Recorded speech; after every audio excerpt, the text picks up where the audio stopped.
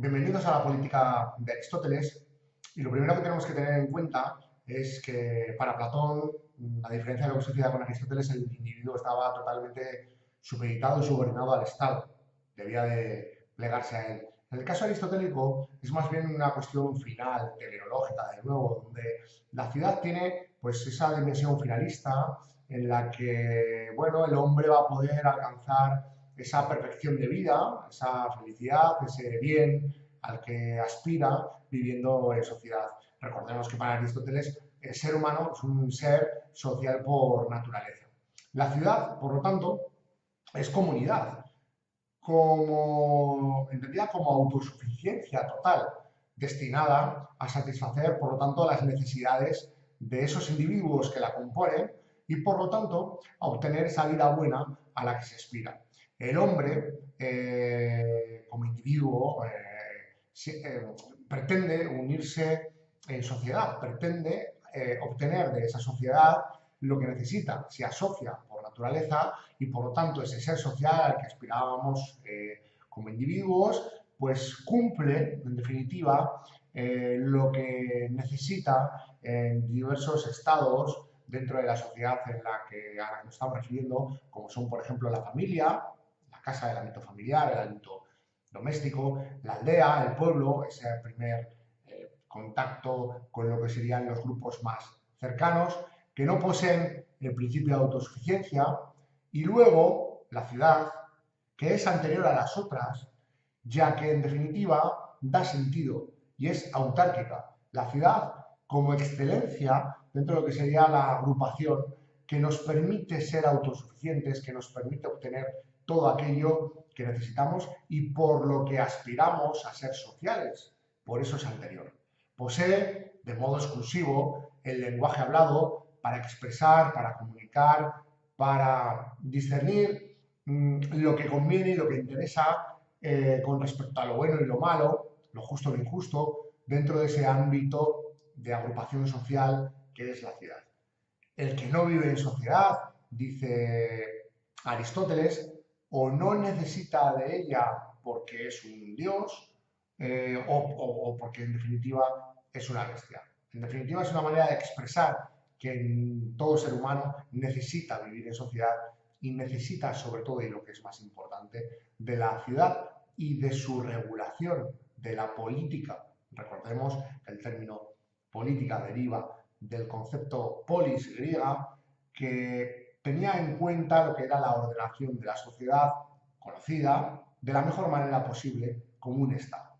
Así pues, el ciudadano se define por participar en la administración de la justicia, que es importante, entendamos que esto es una de las cuestiones fundamentales en la política aristotélica, y en el gobierno de un régimen fundamentalmente democrático.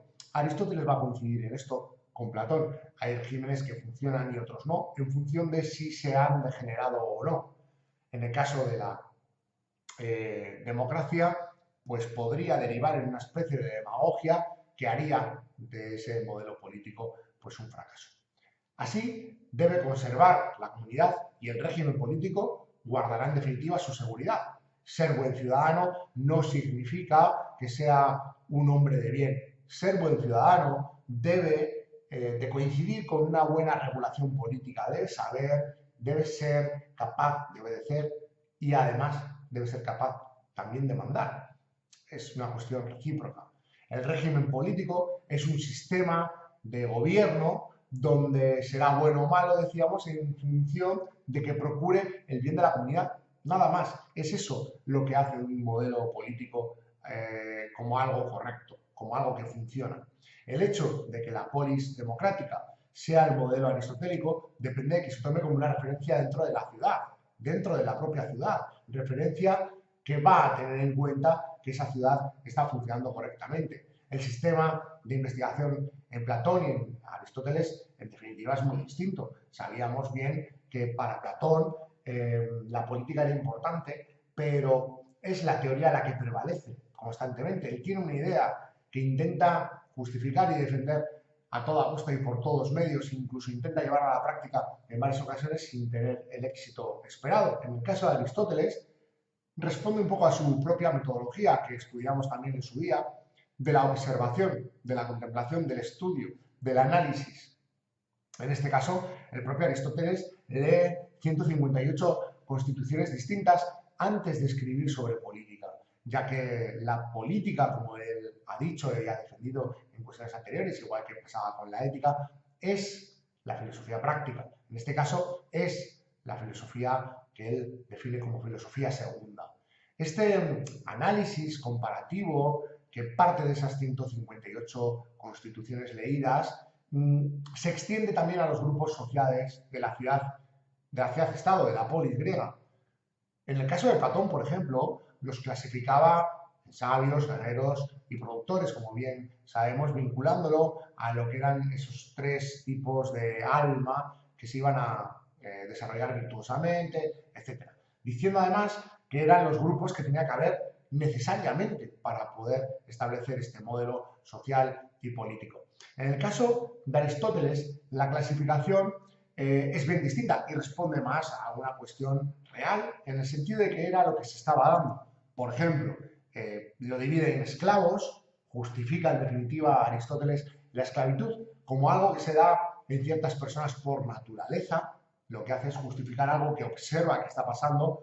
No significa que hoy en día entendamos que esto es así, pero en aquel momento él así lo veía. En hombres libres, sin ciudadanía, lo que él llamaba los metecos, bueno, no lo llamaba él, se conocían como tal, ciudadano extranjero que no es hijo de madre y de padre ateniense o de la ciudad a la que estemos aludiendo y que por lo tanto era hombre libre pero no tenía esa cualidad o esa condición de ciudadano, que sí tendrán ese tercer estadio, los hombres libres y ciudadanos, que sean hijos de padres y madres atenienses, que participaban en definitiva en las tareas deliberativas y judiciales de la ciudad, participaban por lo tanto en la política de forma directa y en ese grupo evidentemente pues nos encontraban los niños, las mujeres, ancianos y obreros, en definitiva todos aquellos que podían encontrarse fuera de este estatus social. Además, las formas de gobierno para él, decíamos anteriormente, que podían ser rectas o desviadas, bueno, y es importante entender que las rectas son aquellas que se extienden al hilo de una constitución que sirve al bien común, que pretende obtener todo aquel beneficio del cual la sociedad está en condición, está en potencia de poder obtener y que sirven en definitiva a esa comunidad y que él clasifica como monarquía, aristocracia, república como democracia, y aquellas que son desviadas, la tiranía, la oligarquía y la democracia como demagogia, que en este caso evidentemente se entiende que no funciona y que es especialmente perjudicial.